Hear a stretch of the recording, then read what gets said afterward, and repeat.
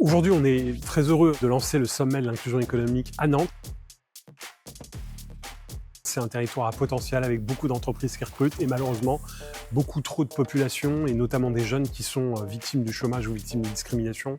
Le taux de chômage, il augmente à plus de 17% lorsqu'il s'agit de populations issues des quartiers politiques de la ville.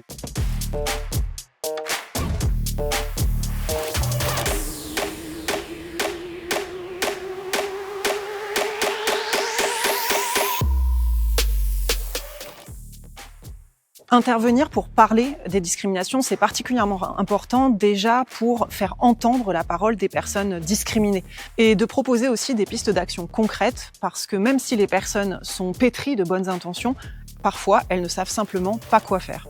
Une action phare à mener en entreprise, ça va être la formation. Ça va être d'amener les personnes à monter en compétences de manière à ce qu'elles puissent avoir des idées concrètes pour agir contre les discriminations, former les équipes de direction, les managers, les équipes de ressources humaines et les salariés.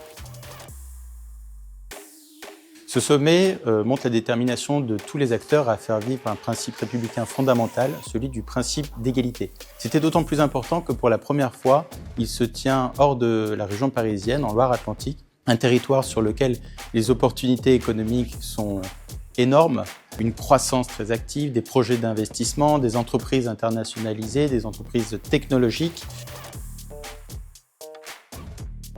C'est vrai qu'aujourd'hui, il est important que les entrepreneurs, l'ensemble des collaborateurs et des organes un peu décisionnaires se rendent compte que la diversité dans nos entreprises, ça fait du bien et que ça accompagne autant nos enjeux sociaux que nos enjeux économiques. Donc c'est important qu'il y ait cette prise de conscience collective et qu'on se donne les moyens d'y arriver.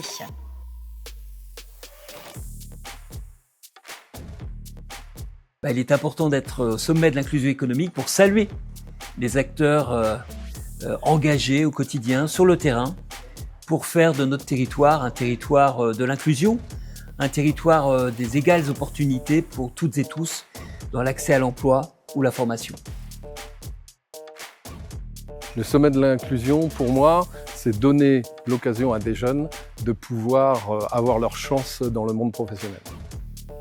Je suis venue pour un job dating, pour un poste de chef de projet marketing pour SFR. Et j'ai également eu une intervention d'un CEO de Fontaine, une entreprise vendéenne dans l'industrie. C'est important pour moi de venir ici aujourd'hui à la rencontre de Mosaïque pour venir m'inspirer de ce modèle d'inclusion, de dynamique, de partage autour des grandes notions des enjeux des autres entreprises, à découvrir des acteurs du territoire et aussi venir écouter les propos sur la lutte de la discrimination, les propos sur comment est-ce qu'on fait rentrer les autres à l'intérieur du cercle. J'ai rencontré des beaux et super profils. Un candidat me posait, mais pour réussir mon stage, qu'est-ce que je dois faire? Et je lui dis, mais il faut que tu sois curieux, il faut que tu poses des questions, il faut que tu t'intéresses au métier et surtout ne pas t'isoler. J'avais un entretien avec la SNCF pour le poste d'alternant. En RH, ça s'est bien passé, la personne était très agréable, elle était très ouverte. Franchement, c'était un bon moment.